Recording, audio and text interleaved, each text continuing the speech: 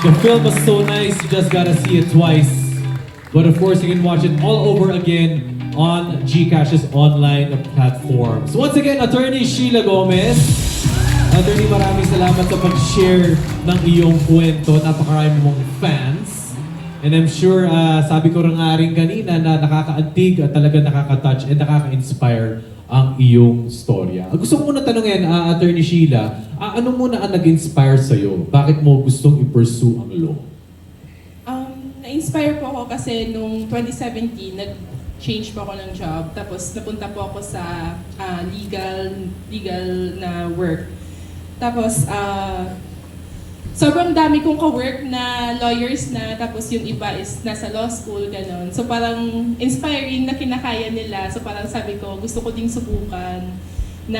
Kasi nga sabi ko kanina, hindi ko siya, alam mo yung pag nung bata ka, tapos tinatanong ka kung ano gusto mo paglaki, di ba yung iba, gusto ko maging lawyer, gano'n. Ako walang gano'n sa akin kasi nga, hindi naman kami mayaman, gano'n. So parang hindi siya sumagi sa isip ko na one day magiging lawyer pala ako. So yun. So parang sinubukan ko siya.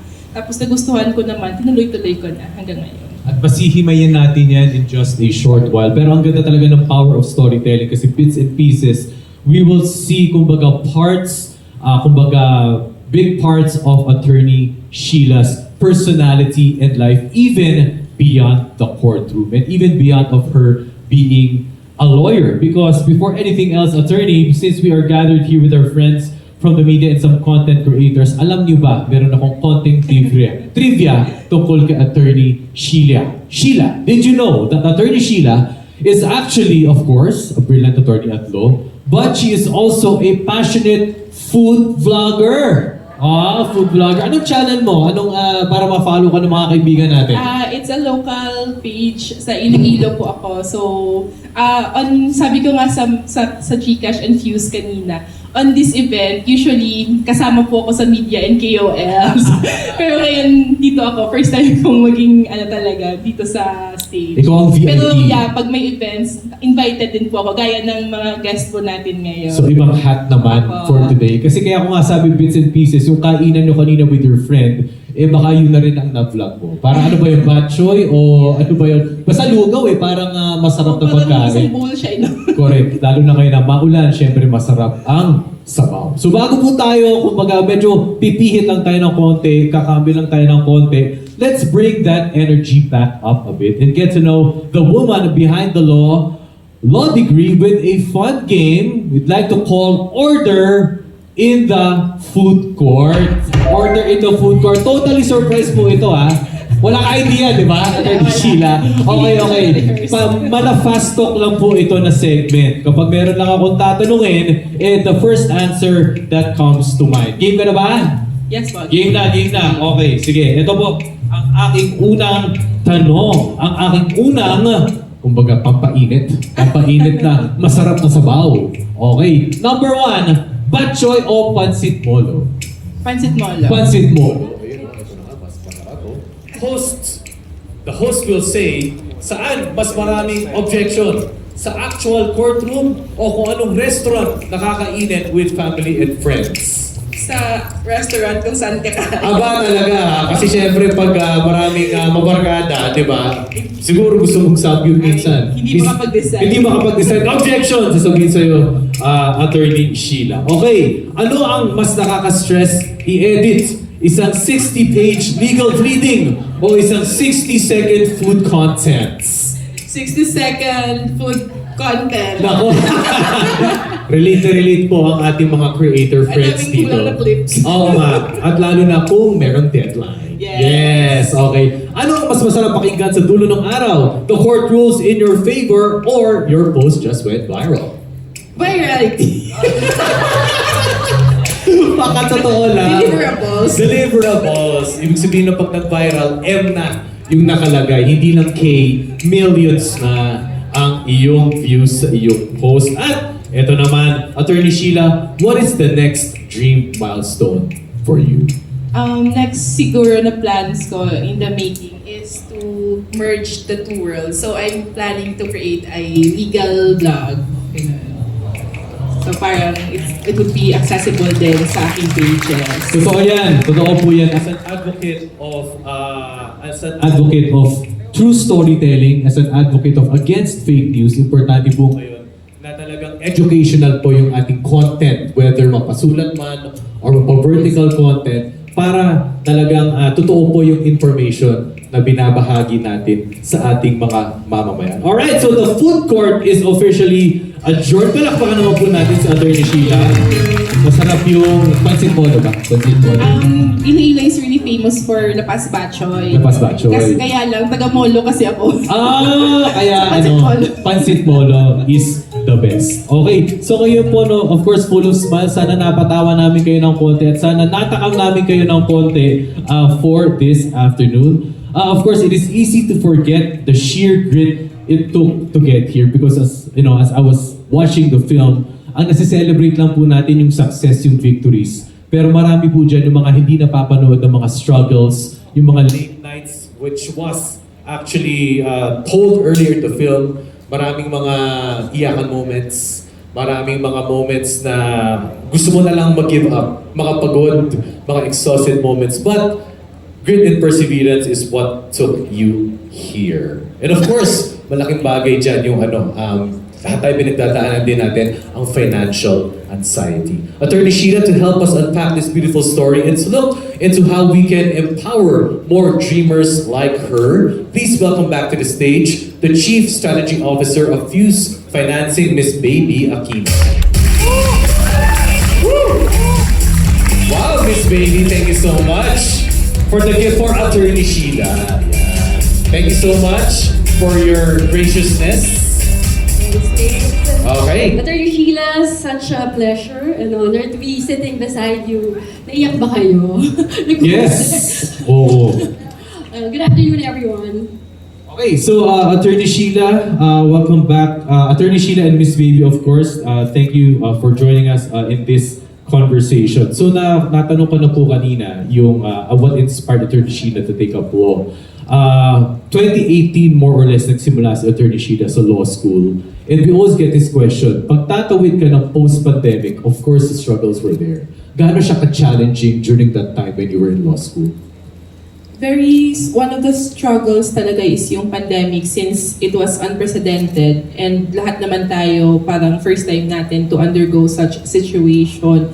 So parang na-share ko din sa team before na yung pinaka-struggle kasi is most of our professors are mga retired judges, retired lawyers. Mas challenge sa kanila yung technology na mag-adapt. So parang lagi kaming, can you hear me? Ganun. Can you see me? Parang yung nasanay kasi sila sa face-to-face classroom setup. So yung malaking adjustment, yung online na parang hindi ka nila nagigisa during recitation. Kasi nga, pag face-to-face, yung current, yung sa law school kasi parang wherever you are seated, pag tinawag yung name mo, kailangan pumunta sa front. Then you face the professor, face-to-face kayo, tapos magko-question and answer kayo. Parang Socrates method siya. So pag online siya, parang pwede mong itago sa kabilang screen, mga ganon. So parang yung professor nagdududa din. So, struggle din. Tapos ikaw din, parang tinatamad ka na mag-read or tinatamad ka na mag-study kasi nagde-depend ka na din. Kasi pag ikaw, techie ka, pwedeng may tablet ka, may phone ka, makikita mo yung sagot. So parang, in a way, nagiging complacent ka din instead na mag-read ka sa assigned readings. Nagiging dependent ka na lang din sa technology din. And of course, maraming mga battles, di ba? Despite, educational battles, there are also financial battles. Of course, lahat naman tayo nagdaanan yun. So, nagtagpo ba siya? Nagsabay-sabay din ba siya as your journey went along? Yeah, nagsasabay-sabay siya kasi hindi naman siya secret na pag nag-law school ka, it's kailangan, mahal talaga siya. From tuition to books, pati ballpen mo, pati paperclip, lahat yun kailangan mong paglaanan ng resources, financial resources. So that's why isa rin sa mga ngayon thankful na din kasi may mga loaning app like GLoan. So pag kunyari may i-require na books si professor, pwede mo siyang bilhin ka agad if kunyari wala ka pang sweldo or wala ka pang allowance, pwede mo siyang gamitin mo na yung G-Credit, mga ganon. So it's a big help for everyone na may pangarap na gustong i-achieve. Before I go to Miss Baby, Attorney Sheila, natatandaan mo po ba, ito na, IRL na to in real life, natatandaan mo po ba yung moment nung una mong pumunta ka sa GCash app and you decided that I'll go for a Gilo? Nung based din sa story, yung sa part na kailangan na ng malakihang amount kasi pag mag-review ka, nasa ganong package na yung need mo bayaran. 24,000 more or less? More or less. More or Ganun. less. Depende kasi may mga, kung gusto mong kumuha ng mga MacBar, mga ganon. So more or less, yun yung magandang package sa 20 to 25,000. So nung sinabi ng friend ko na itry mo siya, kasi nga parang need mong magbayad kasi nga application season na naman. So parang kailangan mong mag-review, kailangan mong maging ready for the next bar examination. So I'm happy na pag-open, ready naman yung loan, tapos i-disburse na lang din sa GCash wallet. But what was it at that time? Nung pinag-iisipan mo na, mag-take ba ako ng second bar exam and you needed that resources, Attorney Sheila? Yeah, nasa isip ko naman talaga na mag-take ng second try kasi nga sobrang lapit na nung first ko. So sabi ko, parang imbis na panghinaan ng loob, mas nanggigil ako. So parang sabi ko, babawi ako. Babawi ako kasi point 2 na lang eh. Pag feeling ko, pag binigyan ko yung self ko ng more time to study, to read, and yung mas mahaba kasi yung time for the next exam. So parang sabi ko, magiging mas ready ako. Baka this time, makomplete ko na yung passing rate. So yun, nung nag-pop siya na pwede na mag-loan at mag-enroll ulit, na kumbaga may chance ka to enroll ulit and to continue what you have started, nag-go na kagad ako. Right. So now, Miss Baby, this is where Fuse enters the picture. When a dreamer like Sheila is at their breaking point or at their point of redemption, di ba? Yung gusto kong bumawi, kayang-kaya ko to, alam ko, but I just need a little help. How does Fuse come in what exact and of course critical moments? Actually, that's the exact moment where we want to play in or where we want to serve our borrowers. Because we know for every loan application, behind that, there's a person who is really going or who is facing a difficult decision to make. So like Attorney Sheila, she really wanted to go for it, but she didn't have the funds. Or for someone who wants to expand their business or just going through a difficult phase. And that's why we feel that's our role. So what Attorney Sheila needed wasn't just funding. She needed the confidence that she can find a reliable and a legitimate partner that can help her through achieving her goal. And when we say reliable means, having access to funds, yes, and in a safe and secure platform. Reliable, that it's not predatory, it's actually fair rates, and reliable kasi hindi nang haharas pagdating sa singilan, right? And so I guess for us, it's really bringing that experience to more Filipinos because we believe that Filipinos really deserve to borrow with dignity. Borrow with dignity indeed. And Miss Baby, I'd like to stick with this, follow up on that. Kasi di ba, real talk lang, pag sinabi nating utang or mangungutang ka, so many worries and fears come to mind. Yung mga loan sharks, yung mga usual nating kataga, hindi ko na po i-mention yan, nagpupunta siya sa parang negative connotation. But with the role of Fuse Financing, with the role of G-Loan, paano po natin na-bridge yung gap na yun na wala namang problema, kayang-kaya mo? Yes. So with as you use GCash, the more that we get to know you. With Fuse, we give you the funds right in your fingertips. And again, like what I said, it's safe, it's secure, it's legitimate, and at the same time, we treat you with dignity, with kindness all the way throughout your experience. No judgment. Yes. Diba? No judgment. No judgment. Kung kailangan mo to expand your business, for extra funds, G-Loan is there. Hindi mo kailangan mahiya. Yeah, totoo Yes. yan. And at the same time, Attorney Sheila, at least through your journey, di ba? Mahirap ba yung requirements? paano yung naging process, paano yung naging flow, paano yung naging journey with Glo? Gcash user na po kasi talaga ako ever since before the pandemic, before siya nag-grow talaga exponentially, no. I think 2016, 2017, may Gcash account na po ako. So parang nung na-introduce yung G-Loan feature sa kanya, familiar na ako sa interface ng application itself. So parang easy na for me to navigate the application itself. So sa G-Loan, parang readily mo makikita kung eligible ka na, kung how much yung pwede mong i-borrow. Tapos at the same time, it gives you the breakdown kung ikaw din magde-decide kung ilang months mo siya kayang bayaran. Tapos parang at the same time, you can foresee na deadline ko yung ganitong date. No need na kasi sa informal way of borrowing, di ba lista-lista yun, so mawawala mo pa ganun.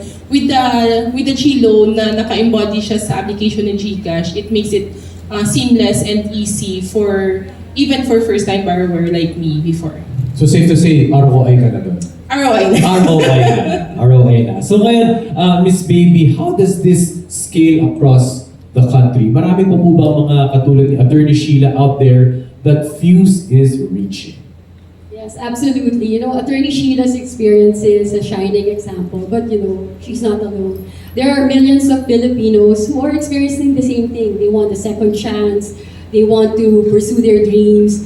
They have that ambition, but they're also faced with the same challenge, which is access to credit. And that's what we actually want to change. So today with technology, we have brought to millions of Filipinos already fair loans with really good experience. And I think si Tony has shared a while ago that we have reached over 11 million Filipinos already. And the number that we are proud of is that 85% of them came from, it's their first time to go into informal lending. So what does that mean? We have actually pulled them away from predatory lenders or loan sharks and moved them into a safer space to borrow. So that's what we're talking about, that scale. So pero mas ilapit po natin of course sa taong bayan, yung 85% are first-time formal borrowers. Why do you think so? Bakit po kaya tumaas yung ganitong rate na to?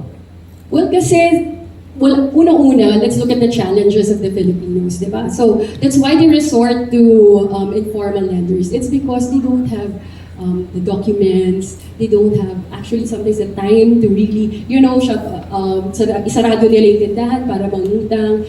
Wala lang talaga silang access. So, wala silang bangko, wala silang access. And because of technology, we are able to actually change that. We are actually able to reach a lot of Filipinos. So, we have reached far and wide, even to the provinces. So, sa mga provinces na very limited ang access sa formal lenders, si Fuse has already been able to serve them. In your data, Miss Baby, usually, for what kind of purpose do they need the loans? Usually, it's really for education, for adding capital for their businesses. Minsan, meron dyan yung kapag gusto nila magpasaya ng pag-celebrate. Parang multi-purpose loan. Pero it's really more for that, bigger opportunities that they want for themselves. But just imagine, you mentioned education and additional capital for their business. In the middle of that journey, kung hindi ka pala nakapagpautang na maayos, isipin mo, baka hindi makapagtapos yung anak mo. Yeah. Or baka at the same time, hindi lumago yung negosyo mo para mabuhay ang iyong pamilya. So truly, it is a service for the Filipino. Yes, that's a sad reality that a lot of Filipinos are still experiencing up to now. And again, we are slowly changing that. And of course, we do hope that it will really scale all throughout. That ito na yung maging new normal. You remember that quote from the pandemic, new normal. Ito na po ang new normal and formal way of lending. Attorney Sheila, ito na po a quick question before we let you go. That now that you are a full-fledged lawyer, once again, palakpakan naman po natin, Attorney Sheila Gomez. And of course, public servant. Parte pa rin po ba kayo ng GCash lending ecosystem or graduate na po ba kayo? Parte pa rin po. Aside from G-Loan, ginagamit ko din yung G-Gives for installment and at the same time, G-Credit for bills and sometimes groceries. Kasi reality din, na sa lawyering life, yung minsan kasi may mga terms of payment kami. So parang down payment muna on this initial stage of the case, pwedeng mag 50%, ganun. So may mga times na medyo malayo pa yung collection time. So happy na nandun pa rin naman yung mga lending ni GCash, lending option ni GCash para kumbaga ma-pay up din yung mga bills na due na. Pero pag pumasok yung pera, you can repay din naman the credit na binarrow mo. On a more personal note, Attorney Sheila, ilan po kayo sa pamilya? Ilan po kayo magkakapatid? I'm an only child. Only child. And your mama, which was truly Yes. in the story, your mama? Papa? My father died when I was in first year college. Mm. So dalawa na lang kami po ng mama ko. So, ngayon po, truly resonates with many Filipinos in their different family backgrounds and situations. Ito pong inyong pagiging abogado, paano po ito nakatulong sa inyong pamilya? Not just sa family, pero I think sa community din na yung iba kasi parang intimidated or takot mag-consult, parang ganun. So, yung law office ko is located din within the community. So, or for example, like ako, hindi naman ako mahirap i-approach or kausapin. Kahit naglalakad lang ako may bibilhin sa labas, they can ask if ever they have legal problems then. Then at the same time, I'm active sa IDP chapter namin sa Iloilo. We are conducting legal aids pa din bi-monthly. So, we go sa mga far-flung areas to render legal aid services. And at the same time, meron po kaming parang pro bono services monthly din, parang once a month, you are allowed to duty sa office. So, pwede ka diyang mag-offer din ng mga legal advices, mag-draft ng simple pleadings, mga ganun. At parang walang gumagawa ba ng ganun sa inyong komunidad? Before you became an attorney? I think sa barangay namin, parang ako yung first. Di ba? Totoo yan. Di ba? I mean, that's a vital information. Kasi kung ipagtatagpi-tagpi po natin, kung hindi po kayo naging abogado, hindi po kayo makakapagbigay ng serbisyo at hindi po kayo makakatulong sa inyong komunidad. Yes po. It's a vital, kumaga, not just a title, but an opportunity then to give back to the community. And GCash and Fuse is a part of it. Palakpakan po natin yun. Napakaganda, napaka-heartwarming po ng advokasya ni Attorney Sheila. And Attorney Sheila, before we transition, what is the one piece of inspiration? Pwede na po silang kausapin lahat. One piece of inspiration that you want to leave behind for our media partners and content creators today. Yun po, sa intro ko din kanina, if you have dreams na parang naset aside na or you are too afraid to pursue it again, hopefully na pag-uwi po natin, ma-revisit po siya natin and reassess na hindi pa po end ng lahat, pwede pa po tayong mangarap ulit. Magtiwala lang kasi the people around us believes in us and we have platforms like GCash, GLoan, and Fuse to help us sa financial aspect din. And of course, what is delayed is not denied. From 2023 to 2024, patuloy po kayo nagtiwala na matutupad po ang inyong pangarap. Ang inyong po mensahe para po sa GCash. To GCash, i-continue nyo lang po yung huwag panghaharas sa Tama! Legit yun! Tama! Hindi namin ginagawa yun. Oo, legit. Hindi po ang dami kong nababasa online na parang yung nagmumura, gano'n, parang tumatawag, sobrang dami ng calls. May mga threats pa. Yeah, may mga death threats pa, may mga fake pa na na parang, small claims, na mga documents na parang tinitreat yung mga borrowers nila. Hanggang sa pamilya pa. Yes, di ba? May mga ganong kaso. Mga umabot sa barangay, umabot sa court. Pero hopefully GCash would make it more accessible and more GCash stories pa to inspire not just dito sa Luzon but all over the Philippines din. Thank you so much. Miss Bibi, your message to our audience today. I guess I'm just coming from Attorney Sheila. If you want to go for it, if you want second chances, just go for it. Find a reliable partner that can support you all the way, diba? So, yun lang. I think it applies to everyone in this room. Alright, so once again, palapakan po natin a beautiful note to end on. Dreams will always prevail. Thank you so much, Attorney Sheila May Gomez and Miss Baby Aquino. Maraming salamat.